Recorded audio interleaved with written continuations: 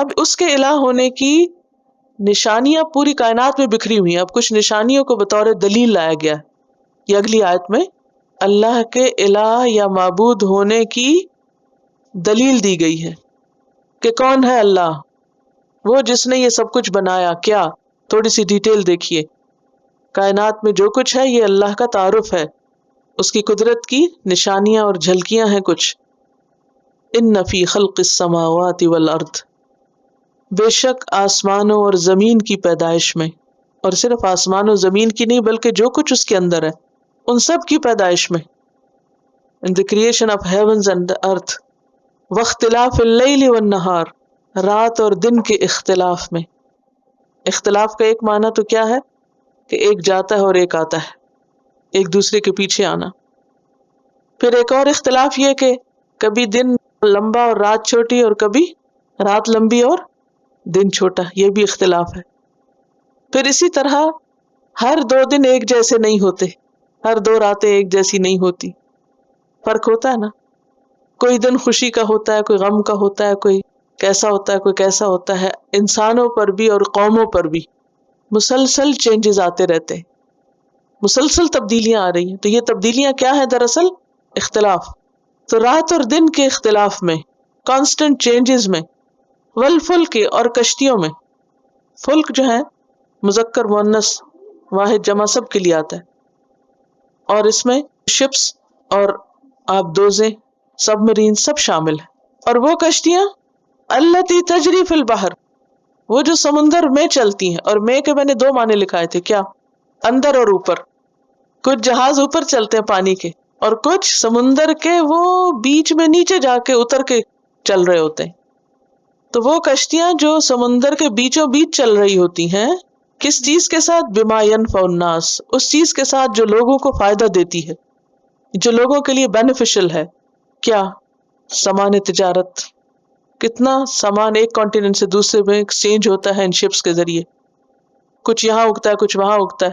اب آپ دیکھیں کہ اس وقت کسی دیسی سٹور میں جا کے جتنے آپ مسالے لیتے ہیں ان میں سے کوئی شاید ہی ایک یہاں اگتا ہو. تو وہ کیسے یہاں آتا ہے؟ امپورٹ کیسے ہوتا ہے؟ سب باہر تو نہیں آتا. ہوائی جہاز تو اب بنے ہیں، اس کے لیے بھی لفظ استعمال ہو سکتا ہے فلک کا، کیونکہ گھومنے والی چیز کے لیے آتا ہے. تو یہ سب کچھ ایک جگہ سے دوسری جگہ کشتیوں کے ذریعے پہنچتا ہے. تو یہ ہے جو لوگوں کو فائدہ دیتا ہے. پھر انسانوں کی سواری کے کام آتا ہے، اس میں بھی نشانیاں. وما انزل اللہ من السماء، اور جو بھی اللہ نے آسمان سے اتارا، اوپر سے جو بھی چیزیں آئیں، من ماء، پانی میں سے، یعنی خصوصی طور پہ پانی بارش کا جسے ہم دیکھتے ہیں. فاحیا بہ الارض، پھر اس نے زندہ کیا اس پانی کے ذریعے زمین کو. زمین کے خشک ہونے کے بعد جب زمین جاگی اور اس میں سے نباتات اٹھے، فاصبح الارض مخضرہ، سرسبز ہو گئی، تو یہ اس کا زندہ ہونا ہے. قرآن مجید میں یہ آپ اور جگہوں پر بھی پڑھیں گے. زمین کی موت کیا ہے؟ اس کا خشک ہونا. اور اس کی زندگی کیا ہے؟ اس کا سرسبز ہو جانا، کچھ اگانا. بعد موتہا، اس کی موت کے بعد، یعنی خشک ہونے کے بعد اللہ دوبارہ زمین کو زندہ کر دیتا ہے. وبث، اور اس نے پھیلا دیے، فیہا، اس میں، من کل دابۃ، ہر قسم کے جاندار. اور دابہ کس کے لیے آتا ہے؟ ہر جاندار کے لیے آتا ہے، چلنے والے، رینگنے والے. اور کتنی قسم کے ہیں جاندار؟ لائف کی کتنی قسمیں زمین پر؟ جی ہاں، 2 پاؤں پہ چلنے والے، 4 پاؤں پہ چلنے والے، پیٹ کے بل چلنے والے، رینگنے والے، گھٹنوں کے بل چلنے والے، پنجوں کے بل، پاؤں پر. اور پھر یہ کہ کوئی بڑے ہیں ہیوج، کوئی چھوٹے ہیں، کوئی اتنے چھوٹے کہ نظر ہی نہیں آتے، کوئی تیر رہے ہیں، کوئی اڑ رہے ہیں، یہ سب اس میں آتے ہیں. کوئی عقل مند ہے، کوئی بے وقوف ہے، کوئی مویشی جانور ہے، کوئی پرند ہے، چرند ہے، درند ہے، ہر طرح کے جانور. کل دابہ، ہر قسم کی مخلوق جو زمین کے اوپر ہے. ابھی تک تو انسان نے سارے وہ بھی ڈسکور نہیں کیا. آپ دیکھیں ہر کچھ دن کے بعد پتہ چلتا ہے اب یہ پرندہ ڈسکور ہو گیا ہے، یہ مچھلی کی نئی قسم سامنے آ گئی ہے، اور کوئی اسی طرح کے اور زمین پہ بھاگ دوڑ کرنے والے جانور. میں سوچتے پہلے کہاں تھے یہ؟ پہلے کیوں نہیں نظر آئے؟ وہ جنگلوں میں چھپے ہوئے ہوتے ہیں. حالانکہ انسانوں نے ایسی چیزیں بنائی کہ ہر چیز کو یعنی کہ اکھاڑ مارا ہے، لیکن اس کے باوجود ابھی تک ہر روز نئی نئی ڈسکوریز ہوتی ہیں. تو وہ جو سب اللہ کے علم ہے ان سب میں نشانیاں ہیں. اور تصریف الریاح اور ہواؤں کی گردش.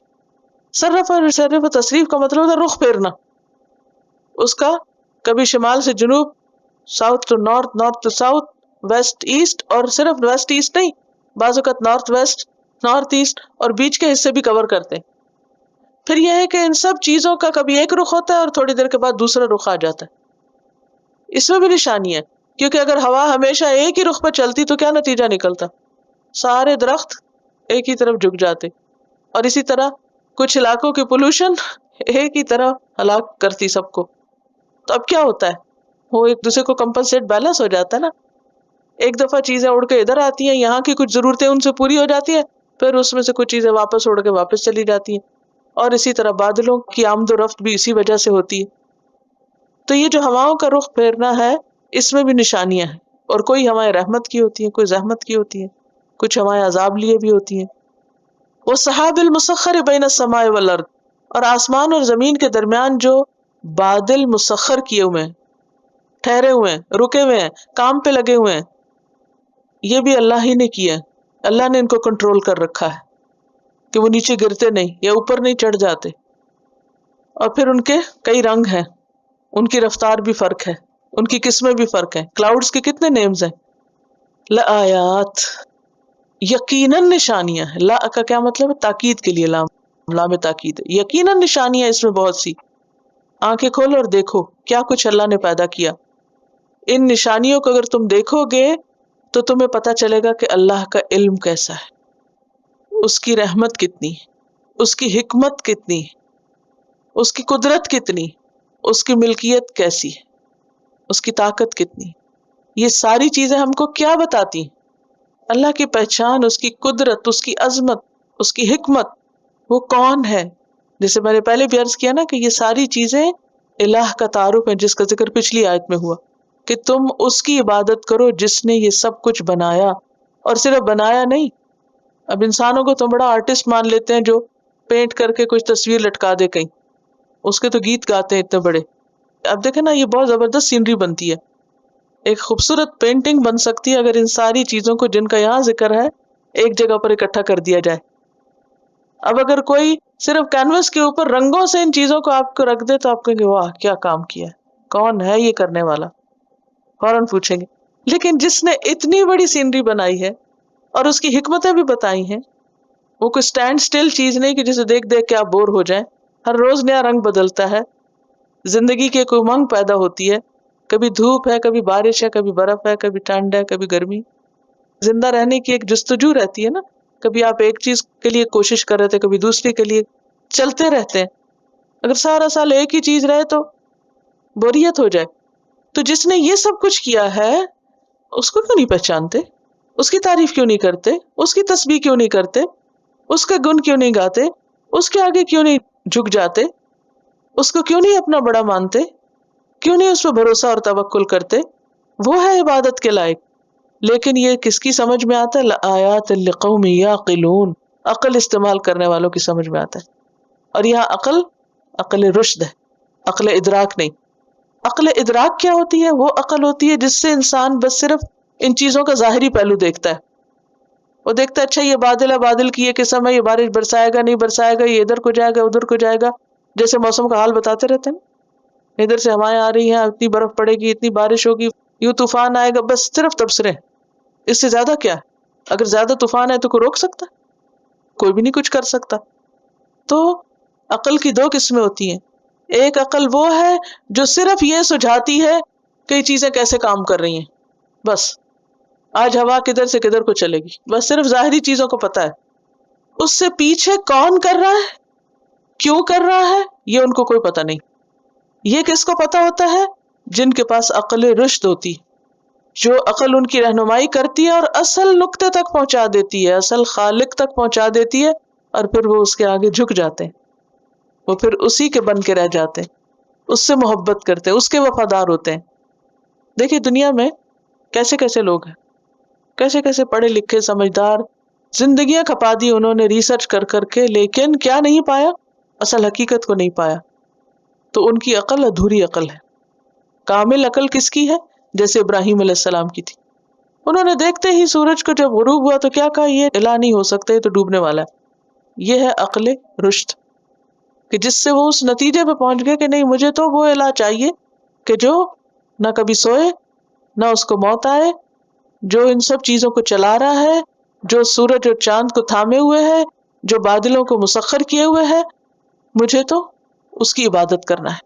تو ہم سب کو بھی غور کرنا چاہیے کہ ہم ان تمام چیزوں سے سبق حاصل کر رہے ہیں یا نہیں، اور جو حاصل نہ کر رہا ہو اس کے لیے قرآن مجید میں آتا ہے انہم الا کالانعام، یہ سب جانوروں کی طرح ہیں، بل ہم اضل سبیلا، بلکہ ان سے بھی زیادہ گئے گزرے راستہ گم کیے ہوئے لوگ.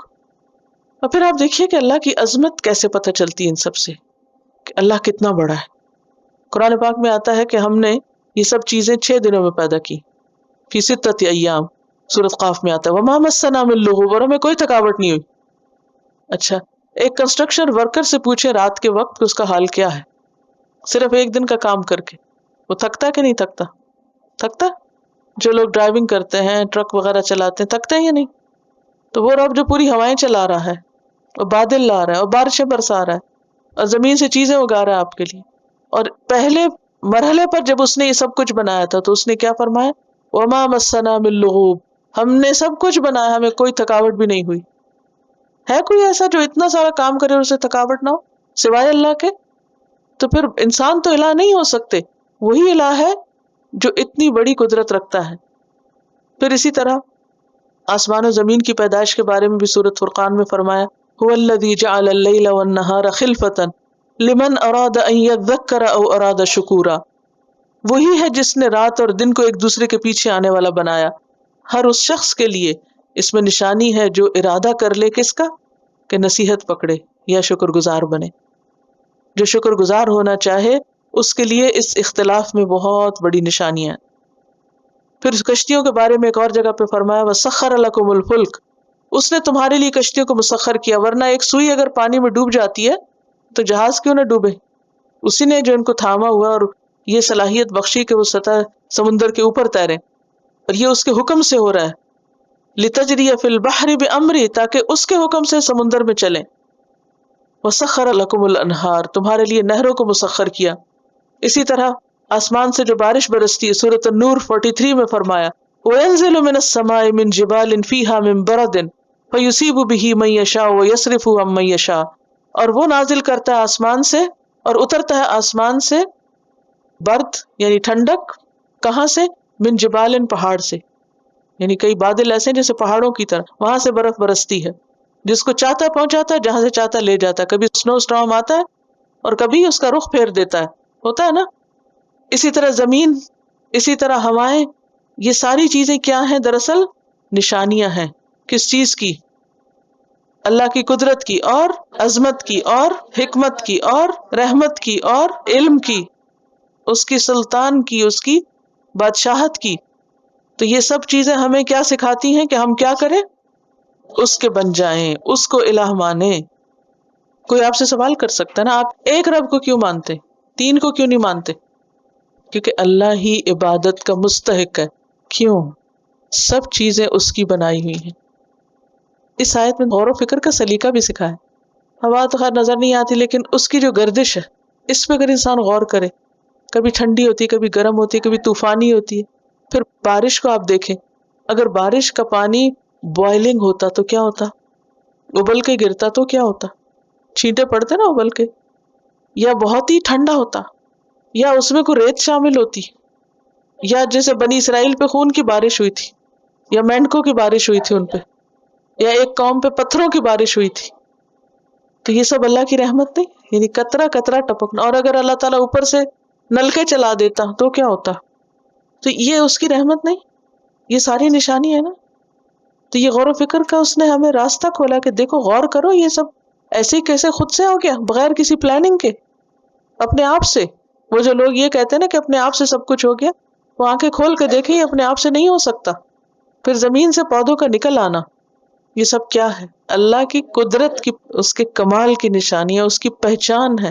لہٰذا ہم سب اس کو پہچانیں اور اس کو مانیں، اس پر ایمان لائیں، اس کی عبادت کریں، خوشی سے عبادت کریں، جب نماز میں کھڑے ہوا کریں شوق سے کھڑے ہوا کریں، اللہ اتنا کچھ تو نے دیا ہے، تو نے مجھ پہ رحم کیا ہے، میں بھی محبت سے تیری عبادت کرتی ہوں، کیونکہ عبادت ہے ہی محبت اور تعظیم کا نام۔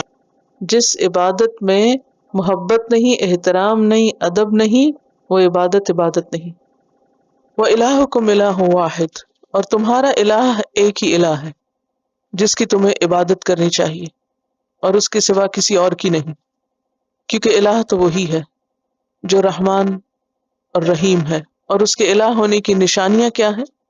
پوری کائنات میں بکھری ہوئی ہیں، آسمان سے زمین تک، جس کی طرف اگلی آیت میں اشارہ کیا گیا، ان فی خلق السماوات والارض، آسمانوں اور زمین کی تخلیق میں، ان کے بنانے میں، واختلاف اللیل والنہار، رات اور دن کی آلٹریشن میں، آنے اور جانے میں، والفلک التی تجری فی البحر بما ینفع الناس، اور ان کشتیوں میں بھی نشانیاں ہیں اللہ کی رحمت کی، اس کی وحدانیت کی، جو سمندر میں لوگوں کو فائدہ دینے والی چیزوں کو ساتھ لے کر چلتی پھرتی ہیں، یعنی لوگوں کے لیے فائدہ مند چیزیں ادھر سے ادھر لاتی لے جاتی ہیں۔ وما انزل اللہ من السماء من ماء، اور جو بھی اللہ نے اتارا آسمان سے بارش کا پانی، فاحیا به الارض بعد موتها، اور اس کے ذریعے زمین کو اس کے خشک بنجر ہو جانے کے بعد پھر سے زندہ کر دیا۔ بارش کیا ہے؟ اللہ کی رحمت کی نشانی، اللہ کی رحمت ہے اس میں۔ وبث فیہا من کل دابۃ، اور اس میں ہر طرح کے جاندار اس نے پھیلا دیے جن کے مختلف کام ہیں۔ وتصریف الریاح، اور ہواؤں کی گردش میں، کبھی ایک رخ سے چلتی ہیں کبھی دوسرے سے، تو یہ تصریف جو ہے اس میں بھی نشانیاں۔ ہواؤں میں سے بہت سی ہوائیں جو ہیں وہ خوشخبری کا پیغام لاتی، تو یہ پھر کس چیز کی نشانی ہے؟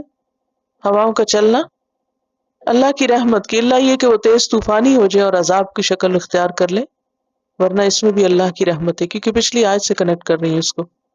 والسحاب المسخر بین السماء والارض، اور بادلوں میں بھی نشانی ہے اللہ کی رحمت کی جو آسمان اور زمین کے درمیان مسخر ہیں۔ اگر وہ مسخر نہیں ہوتے اور کبھی ایک ٹکڑا گرتا کبھی دوسرا گرتا تو کیا ہوتا؟ زندگی دوبھر ہو جاتی۔ یعنی اتنے بھاری بادل، آپ کو معلوم ہے کہ وہ پانی یا برف جب زمین پہ آ جاتی ہے تو اس کا کتنا بوجھ ہو جاتا ہے، لیکن جب تک یہ برف آسمان میں تھی، مسخر تھی، رکی ہوئی تھی، تو وہ نقصان دہ نہیں تھی۔ اور یہ بھی ہو سکتا تھا کہ اللہ تعالیٰ ایک ہی دفعہ سب گولوں کی شکل میں برسا دیتا، لیکن جس طریقے سے بارش اور برف برساتا ہے، یہ سب کیا ہے؟ دراصل اللہ کی رحمت ہے۔ تو یہ مسخر ہونا جو ہے، اور پھر یہ ہے کہ انسان کی خدمت پر معمور ہے، ان بادلوں کا اس کے سوا کوئی کام نہیں کہ یہ ہمارے فائدے کے لیے چل رہے ہیں۔ بین السماء والارض لآیات لقوم یعقلون، اس میں نشانیاں ہیں عقل رکھنے والے قوم کے لیے، عقل رکھنے والے گروہ کے لیے۔ میں نے جب نشانیوں کی بات کی تھی تو میں نے عقل رکھنے والوں کے لیے کچھ اللہ کی قدرت اور رحمت اور اس کی حکمت کی نشانیوں کا ذکر کیا تھا۔ تو یہ تمام نشانیاں کس بات کی دلیل ہیں؟ اللہ کی قدرت کی، اس کی رحمت کی، اس کی حکمت کی، اس کے علم کی۔ تو ہمیں کیا کرنا چاہیے؟ ان نشانیوں میں غور و فکر کرنا چاہیے، اور غور و فکر کر کے کس نتیجے پر پہنچنا چاہیے، کیونکہ غور و فکر تو بہت سے لوگ کر رہے ہیں، مسلمز بھی اور نان مسلمز بھی کر رہے ہیں نا، لیکن اس سارے غور و فکر کا نتیجہ کیا ہوتا ہے؟ الہ تک نہیں پہنچتے، یعنی منزل تک نہیں پہنچتے، راستے میں ہی رہ جاتے ہیں، صرف ظاہر میں کھو جاتے ہیں، ظاہر میں رہ جاتے ہیں، اور اس سے وہ بات نہیں نکالتے جو نکالنی چاہیے، اور وہ کیا ہے؟ وہ الہکم الہ واحد، کہ تمہارا الہ ایک ہی الہ ہے۔